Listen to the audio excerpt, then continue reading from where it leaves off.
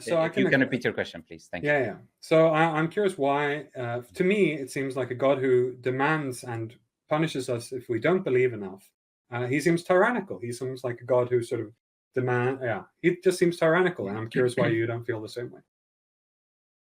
Sure, because clearly you don't.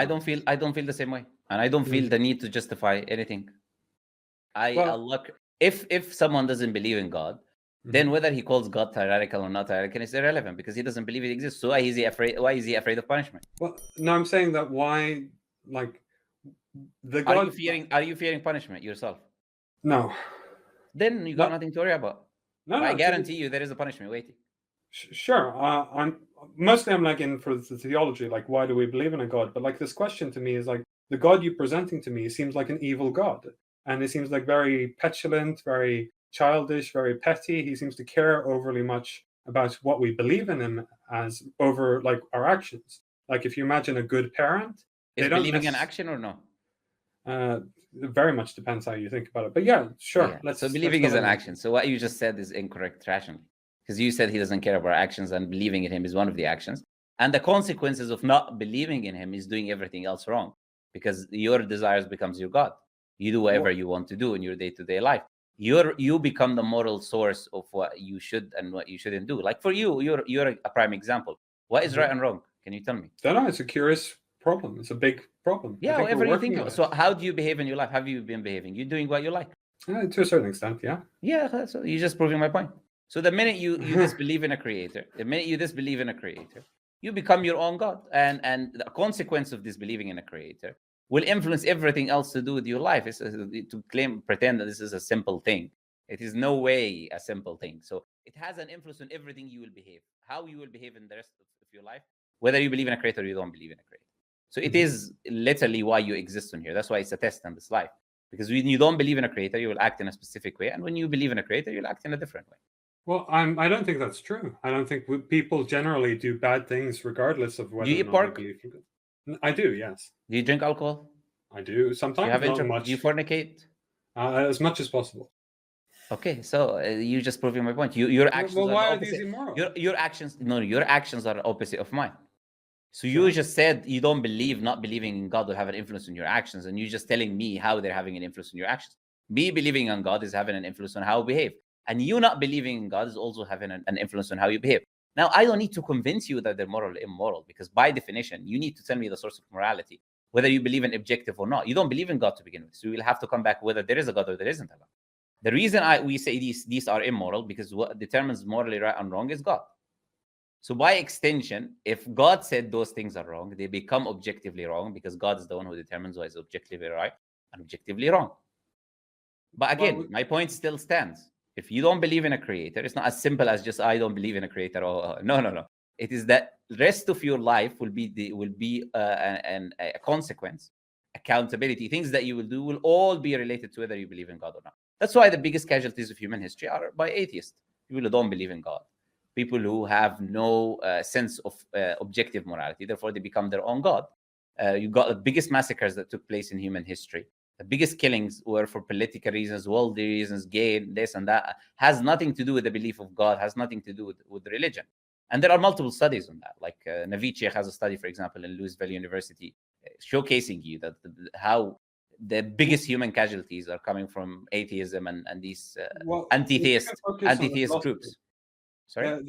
I just wanted to pull. It's an interesting topic. I just want to pull a little bit back to the sort of philosophical angle, which is, it to me seems like we're doing the same thing. At a certain point, you're deciding whether or not which part of how well you understand God's commandment. So sure, God told us this is true, and we can accept that as the true word of God. But at a certain point, you're reading it, you're interpreting it, you're getting the information into your brain, and this is the same sort of divine action and that you're accusing me of, saying that actually I think that I'm God. Well, to a certain extent. Are you comparing receiving information with determining information? Are you just did you just conflate the two as if they're synonymous? I'm saying that I did. So me receiving information from a friend is not the same as me determining to do what he told me or what he didn't tell me. No, but you're determining whether or not he's speaking the truth, right? To claim that the two are the same thing is just purely irrational. No, I'm saying that if you're determining what actions to make based on what God has told you, you determine it based on what you believe to be true about God, but this is a determination act. That's not as the same as determining whether right or wrong. You're determining whether you're right or wrong. You're determining No, whether no, or I'm not. I'm not. Well, you get this information from God, right? Uh-huh. And how you to interpret this information? Is this not an act? Is this not a part No, of? I don't interpret nothing. The Prophet ﷺ, he told us how to understand the Quran. Quran is clear. And his life and his companion's life is the way how we understand the Quran. Yeah, and those are methods of determination. It is not interpretation. I think you're using terms that with all due respect, either you don't understand or you're using incorrectly. An interpretation is when you have an ambiguous term that has more than one meaning, and then you try to interpret it to understand what is the correct meaning.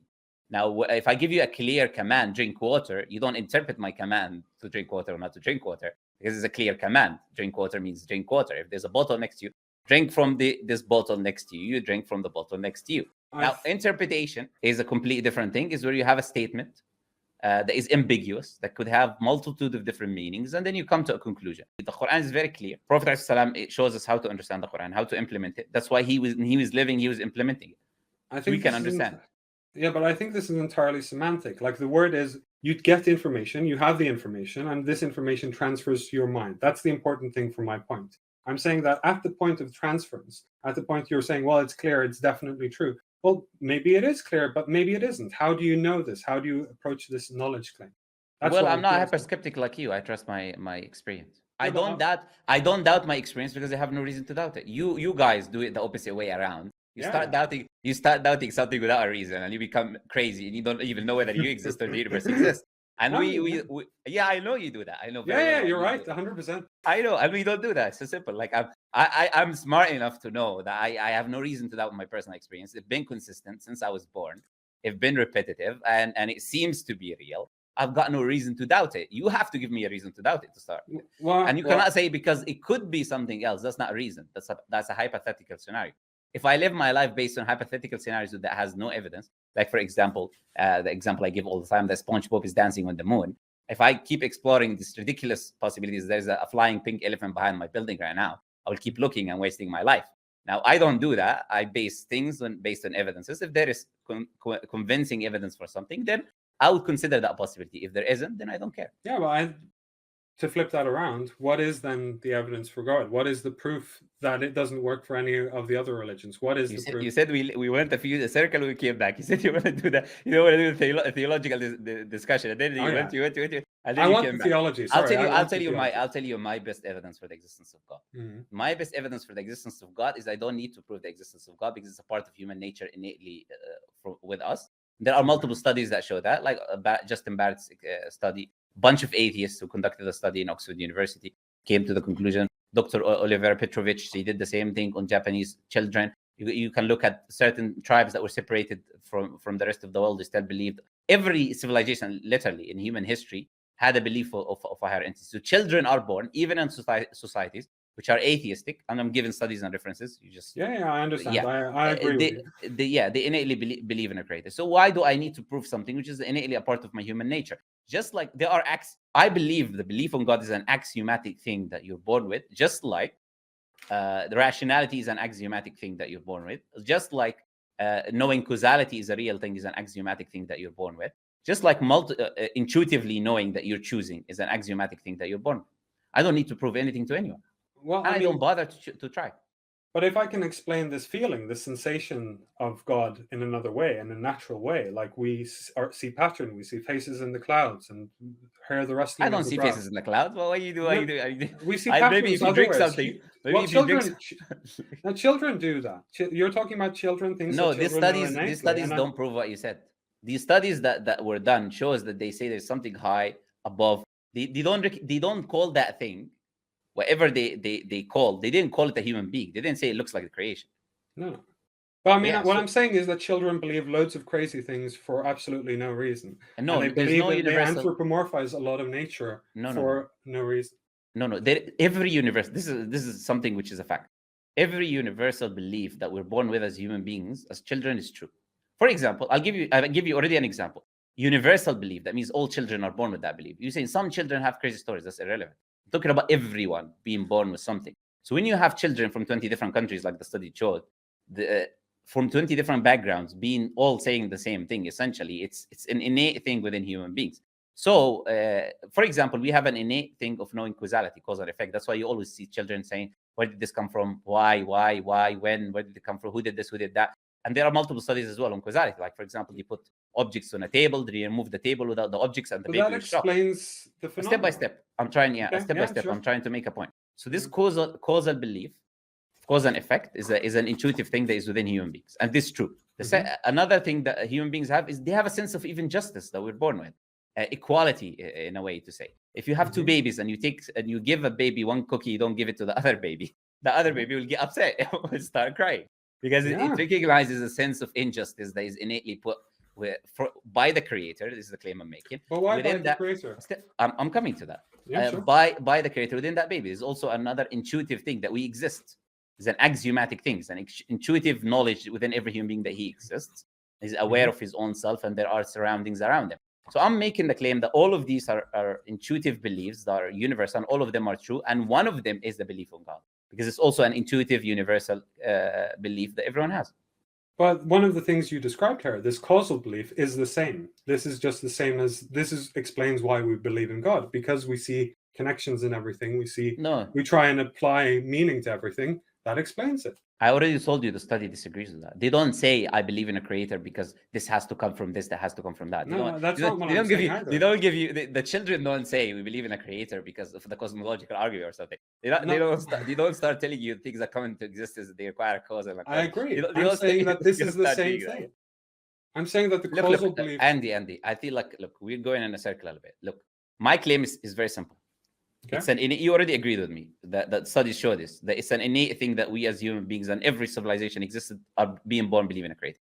Now you need to tell me why is that wrong. I don't need to tell you anything, because that's a fact already that exists, that is within human beings. For you to try to convince me that it is wrong, you need to give me why is the reasons why it's wrong. I don't need to accept your reasons. I trust my innate experience and my rationality as well. The logic of your argument being that we have this experience of God, that we know that God exists, and so this is proof of God existing. And I'm saying that in order to disprove I didn't say that way, but okay. No, I know you didn't. And that's kind of what I'm rephrasing it to make my point here, because that if you demonstrate that this cause, this feeling, this knowledge can come from something else, and I think it comes from what you said about this causal belief, this belief that everything is connected, everything What's is your evidence to support that? I think that it's the same belief. I think that you're logically I think you're just restating evidence. I asked for evidence, not what I know you're asking for evidence. I'm stating that your explanation is a word game. You're stating that belief in God and belief in causality are different things. I'm saying they're the same thing. How are children saying that there is a divine, something higher above them, is equal to believing that something requires a cause? How is that equal? Because they're just belief in the nature of purpose, the meaning and understanding causes. Anyways, okay, I'll let you go, Andy. Okay. Thank you for your time. Yeah, I'll let you go. Anyways, it was interesting. Let's just put it that way. Okay, Andy, I believe I gave you answers from my perspective. Anyways. Thank you for your time. No I'm sure we could. I appreciate the good manners in the discussion. Thank you for. Thank you as well. Okay.